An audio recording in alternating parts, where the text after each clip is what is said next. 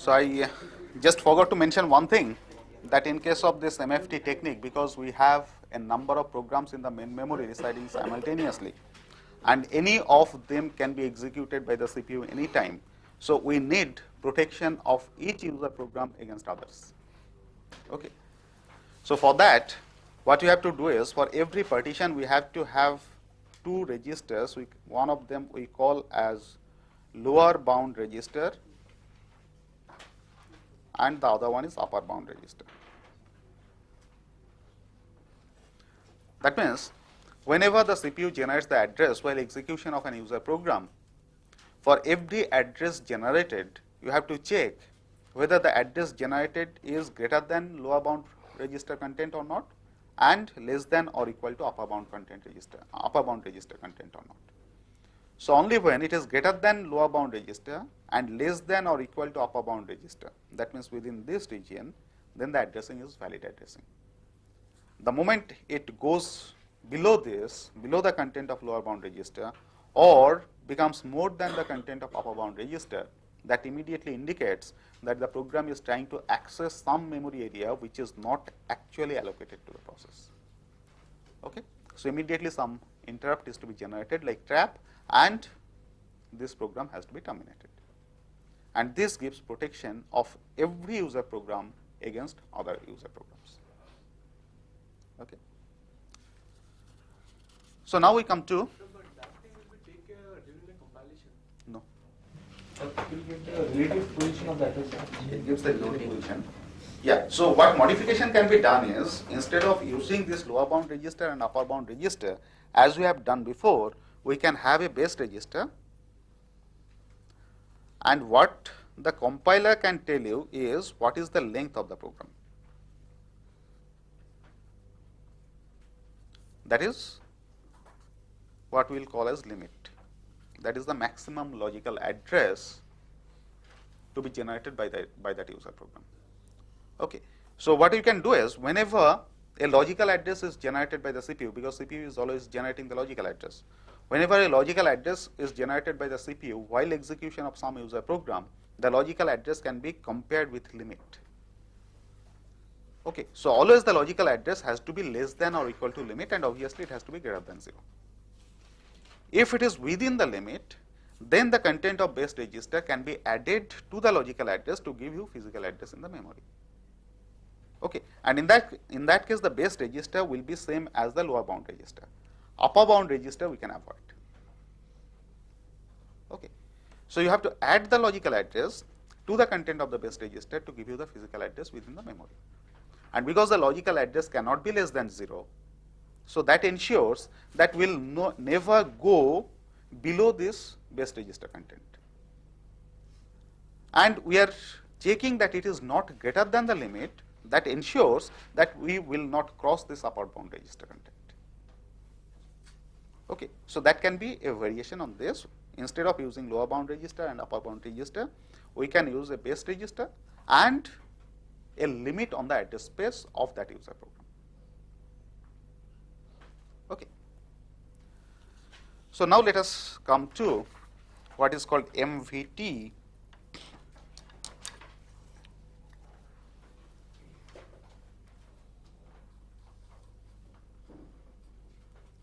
or multi-programming with variable number of tasks.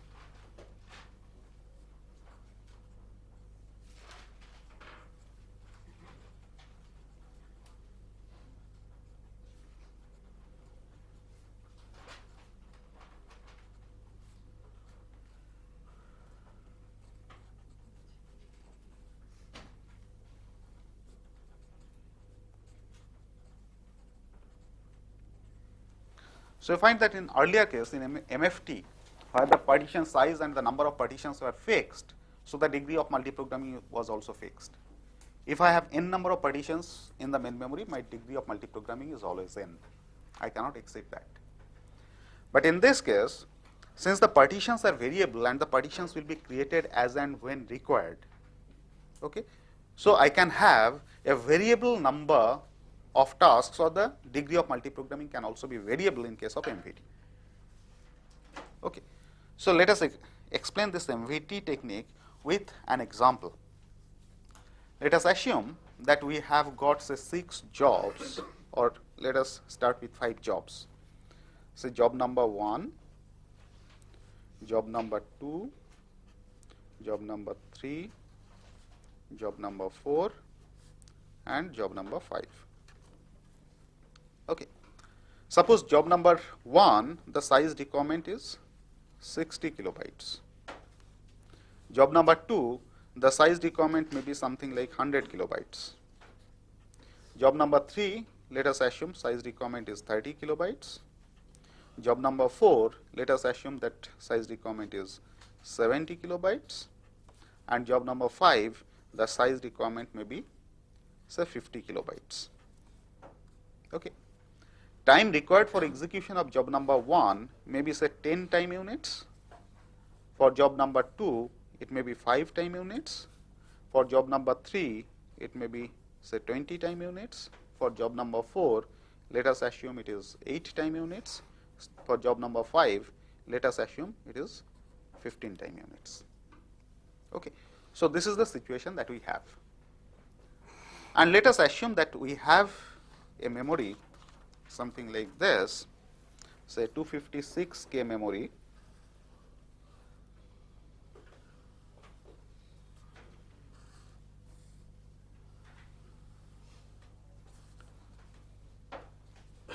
This is 256K, out of which let us assume that 40 kilobytes of memory is occupied by the operating system. Okay. So, out of 256, 40 kilobytes of memory is used by the operating system. So, remaining 216 kilobytes is the entire space. When we do not have any job to be executed, this entire memory is a single partition. Okay. The number of partitions will be created as and when required. The first job to be executed is job J1, whose size requirement is 60 kilobytes. So, on getting this job, what you do is you divide this memory into 2 partitions. One partition of size 60 kilobytes, and that is given to job J1. So, here it is 100K. Okay. And the remaining 156K is a single partition which is free. Size requirement of job J2 is 100 kilobytes, okay, which is less than 156 kilobytes. So, again this free partition is divided into 2 partitions. One partition of 100 kilobytes which is given to job J2, and so this is 100 kilobytes, this boundary is 200 kilobytes. And we have remaining 56 kilobytes which is again a free partition. Come to job J3, whose size requirement is 30 kilobyte. Okay. So, out of this 56 kilobyte, again you break this into 2 partitions, one of size 30 kilobytes which is given to job J3. So, this becomes 230K, okay, and I have a remaining free partition of size 26K. I have 2 more jobs to be allocated, job J4 and job J5. For J4, the size requirement is 70 kilobytes, which is more than 26 kilobytes that we have free. For J5, it is 50 kilobytes, which is again more than 26 kilobytes that is free. So, I cannot allocate that partition to neither job J4 nor job J5. Okay. So, these 2 jobs will remain in the waiting queue. So, this is the situation now. I have 3 jobs in 3 partitions, and I have a remaining 26 kilobytes partition which is free. Okay. So, now you find that the execution time out of these 3 jobs which are there in the main memory J1, J2 and J3, execution time of job J2 is 5 time units, which is the first job to be completed. So, after 5 time units, the situation will be like this.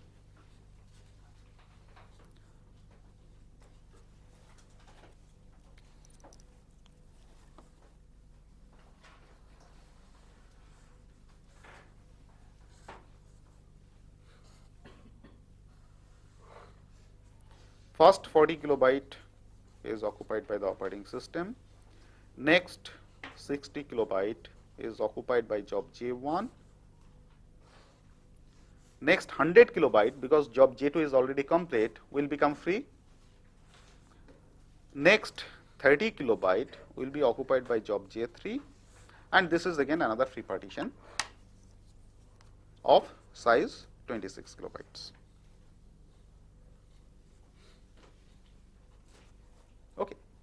Now at this point, here I create a partition of 100 kilobytes which is free, and the size required for job J4 is 70 kilobytes. So this 100 kilobyte is more than 70 kilobyte. So immediately what I can do is I break this partition, single partition, into two partitions. One of size 70 kilobytes which is given to job J4. Okay? And the remaining partition of 30 kilobytes which is again less than the size requirement of job J5. Job J5 requires 50 kilobytes. I have created a free partition of 30 kilobytes. So job J5 cannot be allocated. So this also remains as a free partition. And that happens after 5 time units. Okay. So I have so many partitions occupied, and there are 2 partitions which are free. The next job to complete execution is job J1, whose execution time was 10 time units. Out of this, 5 time units is already over. So let us assume that all the jobs are getting CPU time. Okay. That does not change the actual scenario, because all the jobs are executed in time multiplexed fashion. So maybe this 5 will be 5 into 3, 15 time units, because there are 3 jobs which are being sharing the CPU. Okay. So let us assume that after 5 more time units, job J1 will complete execution. Okay. So after 5 more time units, job J1 will again complete, and the situation will be something like this.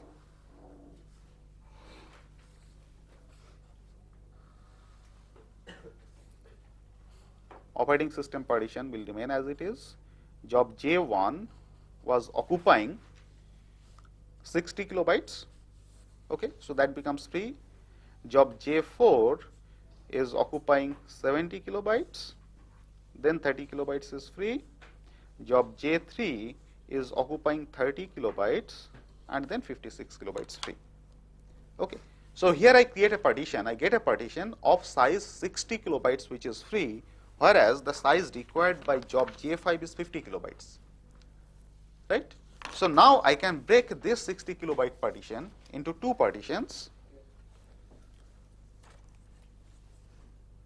like this. One of 50 kilobytes which can be allocated to job J5, and the remaining 10 kilobytes will remain free.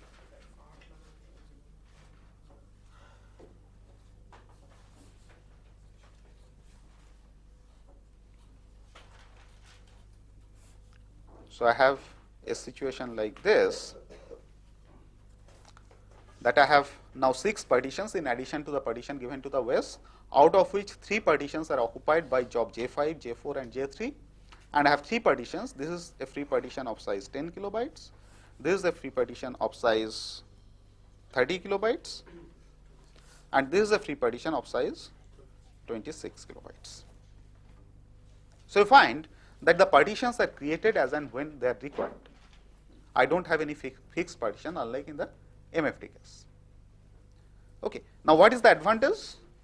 You find that internal fragmentation is totally avoided, because I create a partition of appropriate size whenever that is needed, and the partition can be created. So there is no question of internal fragmentation. But there can be a case of external fragmentation. If in this list I have another job, say J6, whose size requirement may be 60 kilobytes, you find that in this there is no partition whose size is greater than or equal to 60 kilobytes. Okay. So this job J6 cannot be fitted into any of the partitions, though the total free partition, the total free area is more than 60 kilobytes. This is 10 plus 30, that is 50, 40 plus 26, that is 66. Though total free area is more than 60 kilobytes, but still this 60 kilobyte job cannot be allocated because I don't get a contiguous free area of 60 kilobytes.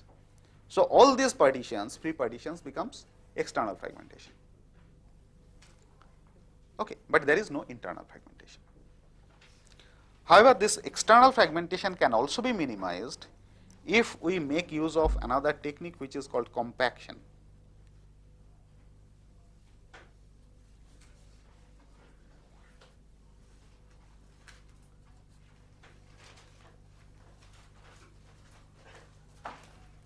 In compaction, what we will do is, we will try to move all the allocated partitions, occupied partitions, to one end of the memory and all the free partitions to other end of the memory. Okay. So by doing that, what we can is, we can have a situation something like this. This situation of the memory can be compacted. So I have this OS, then job J5, then we can have job J4, then we can have job J3, and then I have a free area of size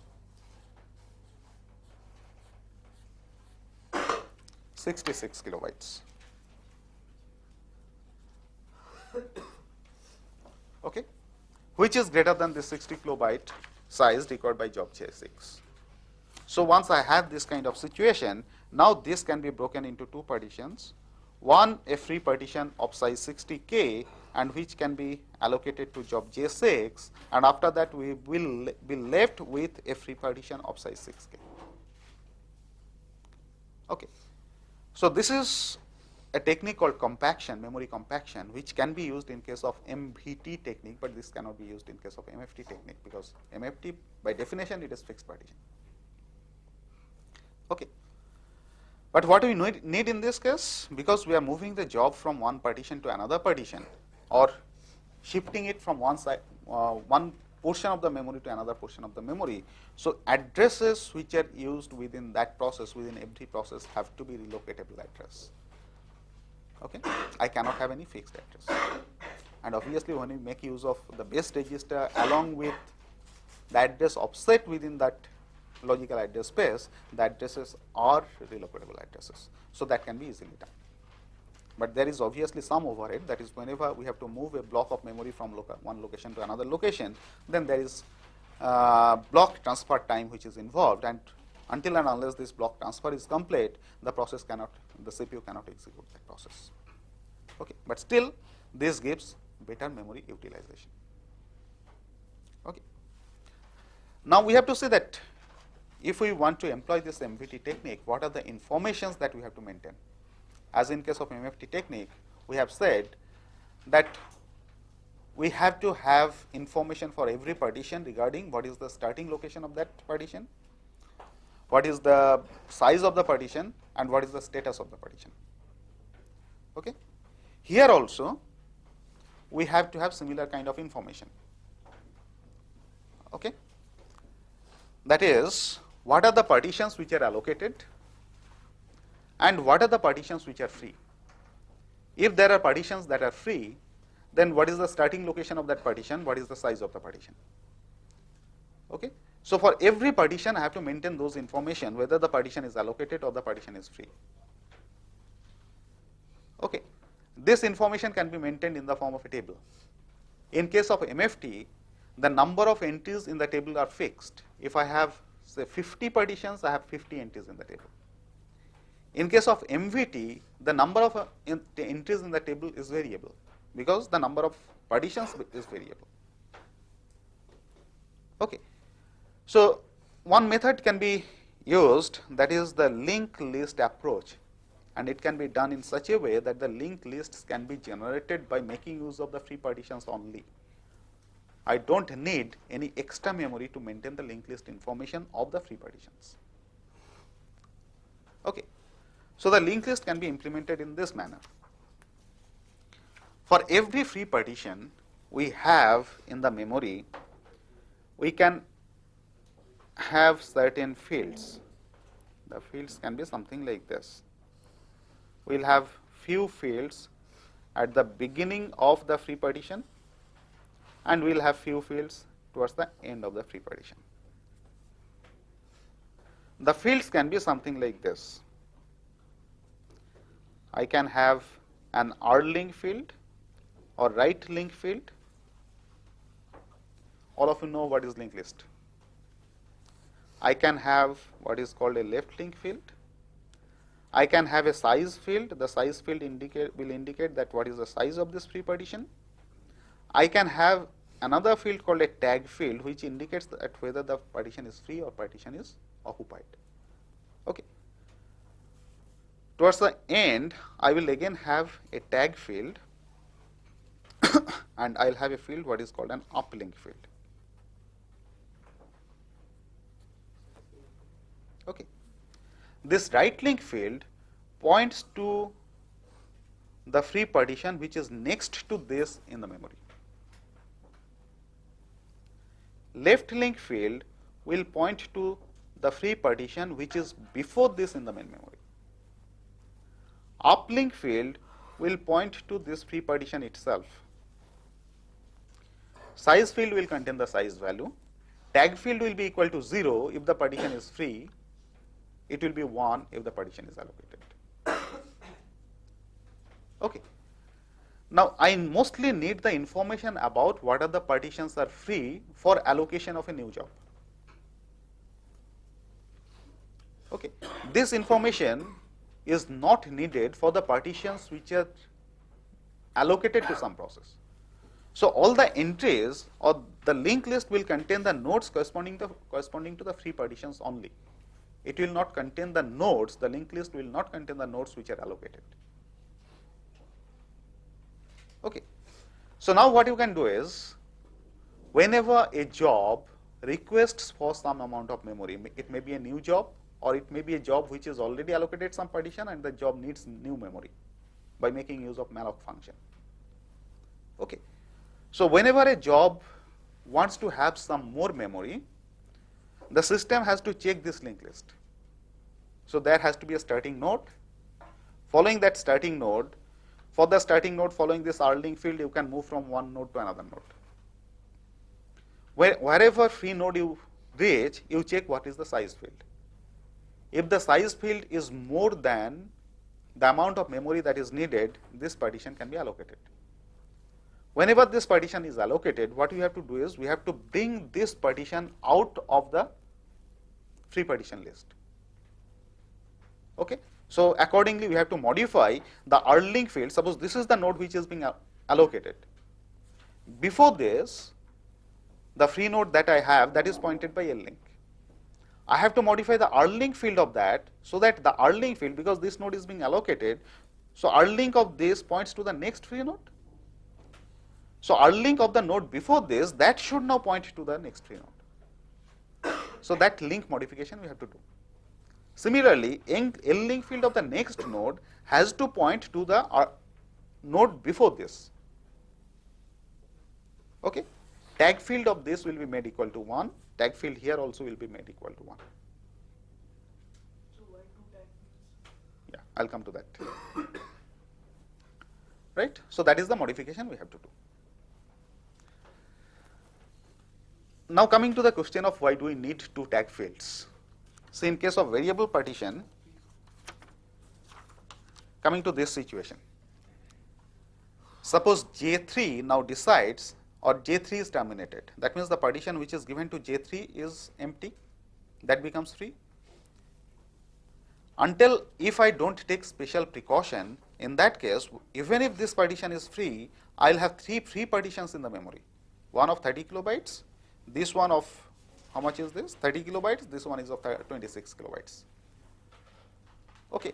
So, this will be maintained as 3 different free partitions, 30 kilobytes, 26 kilobytes, though all of them can be clubbed together to give you an 86 kilobyte free partition, and that is more helpful. That means, whatever data structure we use for maintaining this free partition information, the data structure must facilitate merging of the adjacent free partitions. Okay. So to do that, this tag field as well as this uplink field, they are very important. Suppose the partition just after this, which is already occupied by some process, is becoming free. When this becomes free, I have to check whether there is any partition adjacent to this which are also free. Okay. Now, if they are also free, then I can merge those partitions with this partition to get a larger free partition. Now, how do I immediately check? Because this is having a pointer as some p. So, whenever a process releases this partition, it tells you that what is the pointer to that partition. So far as this partition is concerned, this does not have any information about this free partition or the free partition after this. Okay. There is where this tag field becomes important. Whenever I get p, because this is the address of a memory location, I go to the location p minus 1. Check what is the tag field at that location. Right? If at location p minus 1 I find that tag field equal to 0, that means this partition is also free. Okay. Similarly, this partition will also have a size field. That is the size of the partition. I simply add the size value with this p, come to the first location of the next partition. This is p plus size, p plus size of p. Here also I can check what is the size field, what is the tag field. If I find that tag field equal to 0, I know this partition is also free. Okay. So if I make p minus 1, I go to the tag field of the previous partition. If that partition is allocated, tag field will be equal to 1. If that partition is free, tag field will be equal to 0. Okay. If this is not there, then what I have to do is I have to check this tag field. But how do you reach this tag field from the value of p? That is not easy. I can check the tag field of the next partition by adding the size of p to p. I get this pointer, but I cannot get this pointer easily. Okay. In that case, what I have to do is I have to decrement p minus 1, access the link field, uplink field. Using uplink field, I have to go here. At this location, I have to check the tag field. That is possible, but it needs a number of operations. All these operations can be avoided by putting a tag field at the end. Okay. So whenever a partition is made free, if I find that previous partition is free, let us assume that this is not free. If the previous partition is free, I have to merge these two partitions into a single partition. And for that, what I have to do? I have to set the uplink field here to this location. Okay. And what happens to R-link and L-link field? They remains as it is. They don't change. But this R-link field will change if this was also a free partition.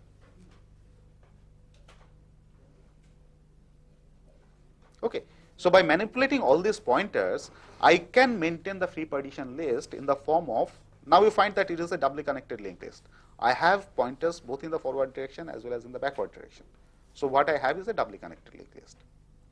And this information is maintained by making use of the free areas only. I don't need extra memory to maintain this free area information.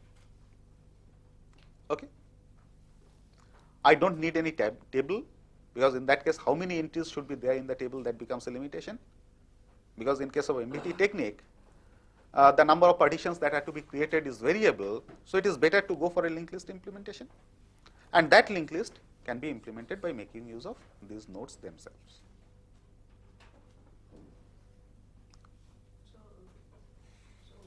Once the whole, after all this merging, a new partition has been created. Yeah. So then we can obviously write whatever information is there. We can write on to the early on fields that were there in the intermediate fields, like let's say there are 3 partitions which have been merged together. Yeah. So there were actually 3 fields, I mean 3 different fields for each other. So we can we can write down the information on that code. See, for example, suppose I have 3 partitions. I had 3 partitions, something like this.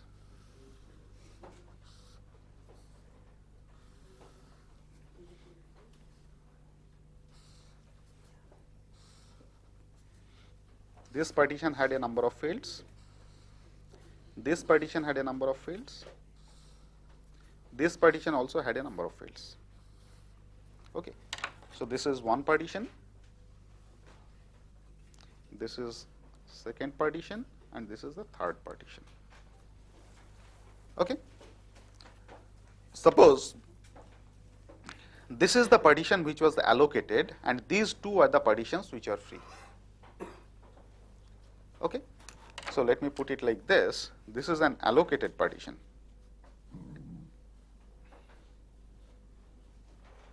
Okay. And these 2 are free partitions. If that is the case, then the situation before this partition is made free was something like this. The L-link field of this was pointing to this partition, because this one and this one are free. This one is allocated. R-link field of this is pointing to this partition. R-link field of this one is pointing to the next free partition in the list. L-link field of this is pointing to the previous free partition in the memory. Okay. It is having a size information which is size of this free partition. It is having a tag field which is equal to 0. Here also you have a tag field which is equal to 0, and this is the uplink field which is pointing to this. Here also I have a tag field which is equal to 0, tag field which is equal to 0, uplink field is pointing to this. Right. This is a partition which was allocated, and now let us assume that this partition is becoming free. So when this partition becomes free, then all these 3 partitions have to be merged together, so that I get a single free partition. Now if I want to merge them together, in that case what will happen? This partition was a free partition before, this partition was a free partition before, and they were existing as 2 separate entries. Now these being, all of them are being merged together, so I have to modify many of the pointers. What are the pointers that are to be modified? The first pointer that is to be modified is the R-link field of this. This R-link field does not have any more significance, because these fields will not exist anymore. Okay. So I have to modify this R-link field, and where it will point? It will point to the node where this R-link field is pointing. So this R-link will move to the node where this is pointing. L-link field I don't have to change, because there was no modification before this. Right. What extra modification I have to do? That is the uplink field here. This uplink field is now pointing to this. Now all these 3 are being merged together. So this uplink field should point to this location. Okay. The other modification that I have to do is the size field. Now this size field was containing the size of only this partition. Now this size field will contain this size plus this size plus this size, because the total size will be sum of all these size fields. These are the modifications that I need. I don't need anything in between, because these fields will not exist anymore. They will be overwritten by the new data whenever the partitions are created. Is it clear? So now you find that as I was mentioning, that in case of MPT technique, I don't have theoretically any internal fragmentation, though I can have external fragmentation. But in some cases, it is profitable to introduce some internal fragmentation. Trying to reduce the internal fragmentation to 0 is not always logical, simply because whenever I have to maintain a free partition, I have to maintain a free partition in the form of this data structure. Okay. So in every free partition, I have to have L-link field, I have to have R-link field, I have to have uplink field, I have to have two tag fields, I have to have a size field. So for maintaining all these fields, a number of bytes are needed. Now you find that if I have a partition of say 50 kilobytes, out of which 49 kilobyte is being requested by a process. So I break that into two partitions, one of 49 kilobytes and a free partition of 1 kilobyte, or maybe the free partition will even be less than that. Then I have to find out whether maintaining such a free partition is profitable or not. Because firstly, the 1 kilobyte free partition that I will maintain, that may not be suitable or may not be useful to any other process. Okay. And secondly, to maintain that 1 kilobyte partition as a free partition, there is some overhead involved, because I have to maintain so many fields, right? So whether to go for a free partition of such a small size, or you allocate that amount of memory to the process who has requested for 39 kilobytes or 49 kilobytes, and you maintain some small amount of internal fragmentation. So that is the trade-off that you have to find. So that is why when the allocation is made in MVT technique, what is done is, if you find that size of a partition is greater than the size required, but the difference is very small, then you don't break that partition. You allocate the entire partition, let there be small amount of internal fragmentation. That is more profitable than breaking the partition into two partitions, creating a separate partition of small area. Because whenever I introduce a new partition into the free list, the search time to search for a free partition is more. Because in case of a linked list, the search always has to be sequential. Okay, so that is a trade-off that you have to maintain, and you have to see whether maintaining a small partition as a free partition is profitable or not. If it is profitable, you maintain it. If it is not profitable, you don't maintain it. Just allocate to the process who has requested and maintain a small amount of internal fragmentation.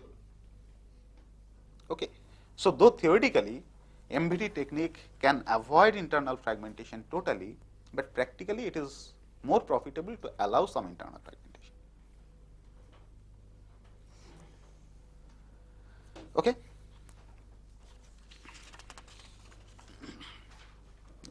What else? Yeah. One more thing, that if I find that a partition has to be broken into two partitions, one of them is to be allocated to the requesting process, and the other partition is to be maintained as a free partition, then how do you break the larger free partition into two partitions? You will find that if you analyze this linked list structure, that suppose I have a free partition like this, which is to be broken into two partitions. One of these will be allocated to the requesting process and the other one will be maintained as a free partition. Then it is always better that you break it into two. The lower partition you allocate to the process, upper partition you maintain as a free partition. Don't allocate from the top, you allocate from the bottom. The reason being, if I allocate from the bottom, the linked list remains as it is. Isn't it? This is a free partition which had a number of fields. L-link field was pointing to previous free partition. R-link field is pointing to next free partition. Okay.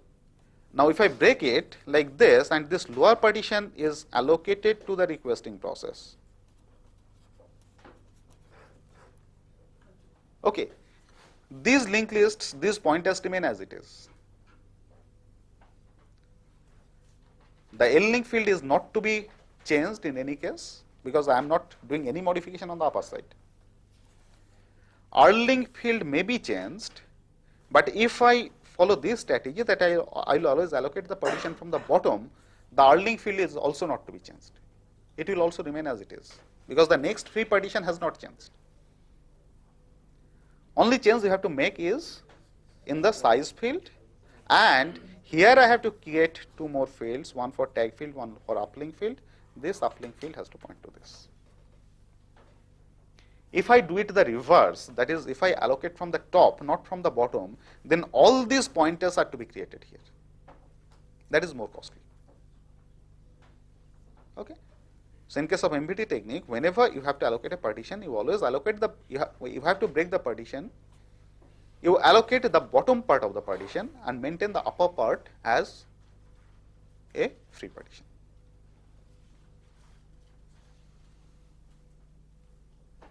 Okay. So with this we stop our discussion today.